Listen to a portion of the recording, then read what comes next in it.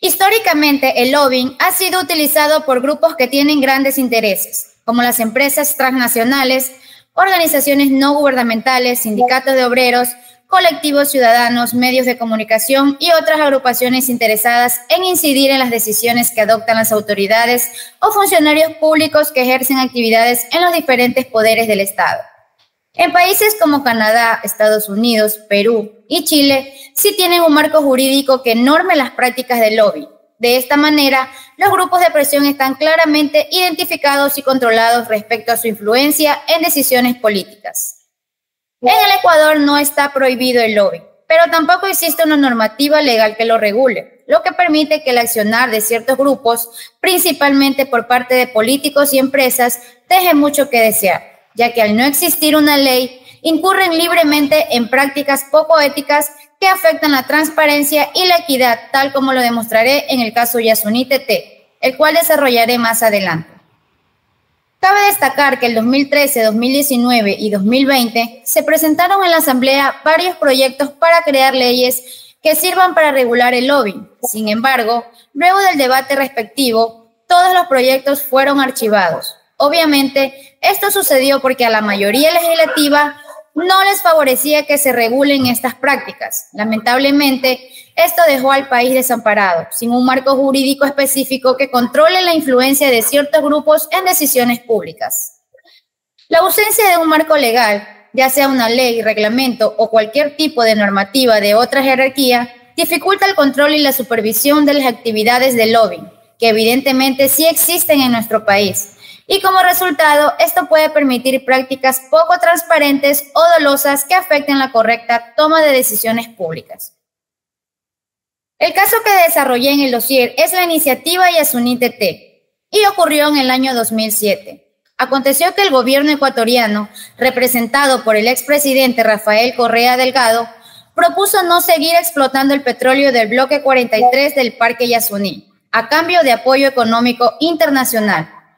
Según el gobierno, los objetivos eran proteger la biodiversidad, los derechos de pueblos indígenas y evitar emisiones de CO2 que afecten al medio ambiente y a la humanidad.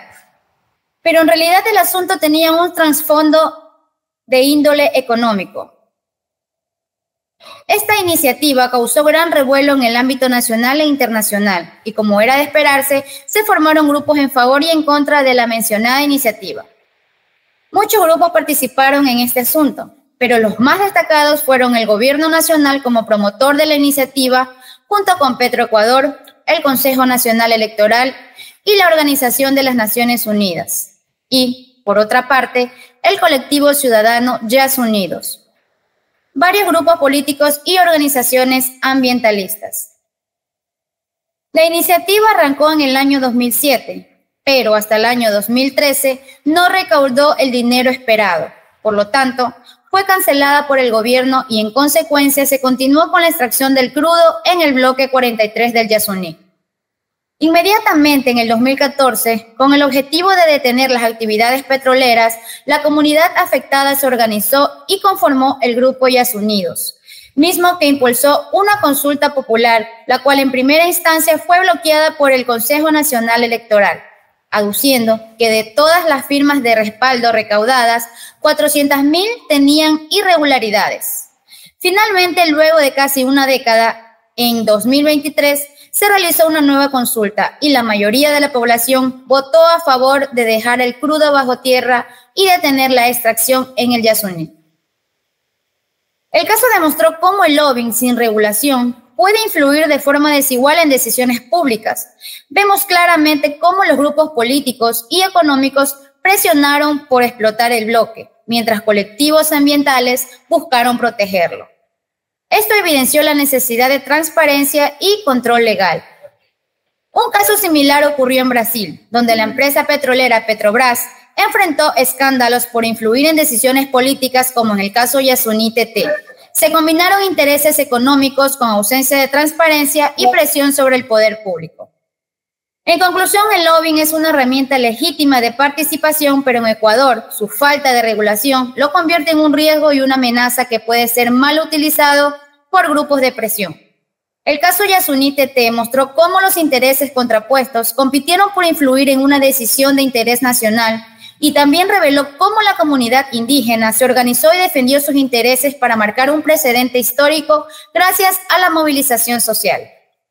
Como recomendación, en vista de lo sucedido y con la finalidad de frenar las malas prácticas de lobbying, es urgente que el gobierno o la asamblea propongan, debatan y aprueben una ley con carácter de urgencia que regule el lobbying, con la finalidad de garantizar la transparencia y fortalezca la participación ciudadana en decisiones de interés nacional.